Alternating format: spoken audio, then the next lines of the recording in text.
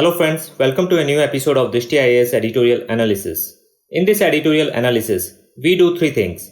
First of all, we link the editorial to the UPSC syllabus. Secondly, we try to understand the key points of the editorial. And thirdly, if there are any key concepts in the editorial and which are important from exam point of view, we also discuss them.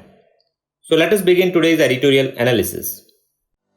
Dear viewer, this video is available in Hindi as well.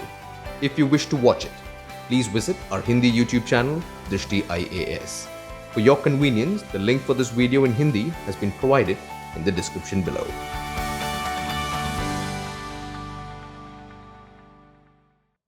We have taken today's editorial from the Hindu and it has come on 21st of July. The title of the editorial is Rule of Mob and it says that lynchings point to a breakdown of the rule of law in several states of India. Now let us look at its linkage with the syllabus. So it directly links with GS paper 2 where we have governance as one of the important topics. And under this it links with functions and responsibilities of the union and the states and also with the functioning of the executive and the judiciary. And it can also be linked to the important aspects of governance. So after establishing the linkage with the syllabus, now let us look at the key points of the editorial. So before moving on to the key points of the editorial, let us understand what the issue is all about. So here we have the map of Assam and we can see all the other northeast states as well.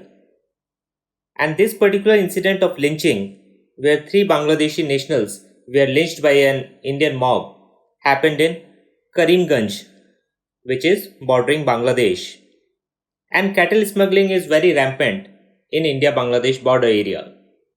There is a ban on the export of livestock from India to Bangladesh. And this provides an incentive for the cattle smugglers to smuggle cows illegally from India into Bangladesh, where they get much higher prices for these cattle. Now in this editorial, 2 issues have been discussed. One is the cattle smuggling and the other is lynching.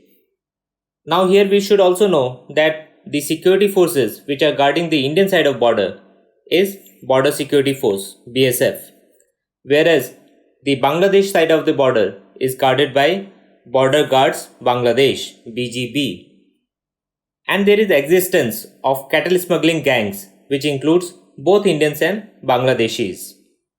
And this cattle smuggling is a direct consequence of the Indian prohibition on export of livestock. And this is very lucrative for the smugglers because the cost of a cow jumps from Taka 60,000 to Taka 1,50,000 after it crosses the border. And here we should know that the currency of Bangladesh is Taka. And what aids these smugglers is the India-Bangladesh border's peculiarities. One is the size of the border. We should know that India shares the longest land border with Bangladesh of around 4096 kilometers. So the size of the border plays a role. The presence of trans-border rivers, which makes it difficult for the border security forces to guard each and every inch of the border, that also aids the smugglers. And the presence of dense jungles, where these cattle smugglers can hide. So all of these factors make it easy for the cattle smugglers to traffic animals and other contraband through the porous border. Also, India is home to the largest cattle population in the world, estimated to be around 301 million, whereas Bangladesh has a cattle population of only 25 millions. But there is huge demand in Bangladesh for the cattle meat, and that is driving the cattle smuggling. Because these cattle smugglers were lynched by a mob, so the other issue that is discussed in this editorial is about lynching. Now there have been multiple cases of mob lynching seen across India, and most of these cases have been based on the spread of false rumors, especially through social media, that the child lifting gangs are there, some people have slaughtered a cow, or a woman is practicing witchcraft. These rumors have led to mob getting together and targeting individuals without verifying whether any such incident has happened or not. and most of the times innocent people have been killed. And this has been seen across India. And in July 2018, Supreme Court has passed a directive urging the Parliament to enact a law to deal with the crime of lynching that threatens the rule of law and country's social fabric. Not many states have passed the laws, but two states stand out. Manipur was the first state to pass an anti-lynching law, and Rajasthan has also followed. This is also important from prelims perspective. Another important issue is how the police and society generally view these incidents of mob lynching. There seems to be some kind of societal sanction for meting out instant justice for certain heinous crimes. And there is also this societal perception that the culprits go unpunished. So there is some justification given by the society that maybe mob lynching is okay if it is done for a heinous crime. But it is not right, as it makes a mockery of the rule of law. And mostly innocent people are at the receiving end of the brutal justice meted out by such mobs.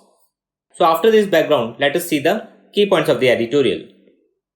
So the editorial starts by saying that the lynching of 3 people suspected of being cattle thieves from Bangladesh in southern Assam's Karimganj district on July 18 was the second such incident in recent weeks. And on June 1st, a 43-year-old Bangladeshi national was lynched in a tea estate near the India-Bangladesh border. And the editorial says that irrespective of whether they were thieves or smugglers, such killings point to a lack of faith in the rule of law, leading to general lawlessness. Also, it says that the National Crime Records Bureau's 2017 data points out that Assam has one of the highest crime rates in the country. Also, Assam had 143 registered crimes per lakh of population. And the editorial mentions that such numbers can often be misleading due to the arbitrariness in the registration of crimes by the police. The editorial accepts that the varying standards of prosecution of crimes across the country add further challenges to the rule of law. But there is no denying the fact that there has been a spike in mob lynchings in recent years, and these have been often incited by malicious dissemination of false accusations of cow slaughter, kidnapping of children, and theft through social media. And the editorial says that mostly the victims in these cases are invariably from the vulnerable groups. And it further says that lynchings should have no place in a democratic society, which India prides itself to be. And the repeated incidents of lynching cast a big question mark over the governance in India and its states. Because an act of mob violence is itself a sign of failure of law enforcement, as it is committed in an apparent consideration that there can be no legal recourse. Also, the problematic thing is that the police inaction in cases of mob violence is reciprocated by an apparent public sanction of extrajudicial punishments by the police. And in recent times, there have been examples of both mob lynchings and extrajudicial killings carried out by the police forces. And the unfortunate part is that both type of incidents have received public sanction. And for this, the state also must take its fair share of the blame, because the judicial proceedings are sometimes so long drawn and they allow easy escape routes to the criminals. So the public's faith in the criminal justice system is at an all-time low. Finally, the editorial says that the mob violence indeed defames the country and there must be stringent intervention by the police to bring an end to this. But many a times what has been seen is the police is more interested in booking the victims of a mob attack or mob violence rather than the perpetrators of such violence, and this must be addressed. Also, the editorial says that the political leadership has a role to play in questioning the social consent that allows mob violence. Because if we are able to take away the social sanction that the perpetrators of mob violence feel that they have while committing such crimes, naturally the number of people who are involved in such incidents would come down. Also, there has to be a strict resolve by the police that all such people engaging in mob violence, they need to be identified and brought to justice, because that will only deter further such crimes. So this was all in the editorial. Now let us look at the key concepts. So in key concepts, let us look at the Supreme Court Directive of 2018, where the Supreme Court asked the state governments to designate a senior police officer in each district for taking measures to prevent incidents of mob violence and lynching. It also asks the state governments to identify districts, subdivisions and villages where instances of lynching and mob violence had been reported in the past. It also said that the nodal officers have to bring to the notice of the DGP any inter-district coordination issues for devising a strategy to tackle lynching and mob violence related issues. Also, it said that it shall be the duty of every police officer to cause a mob to disperse, which in his opinion has a tendency to cause violence in the disguise of vigilantism or otherwise.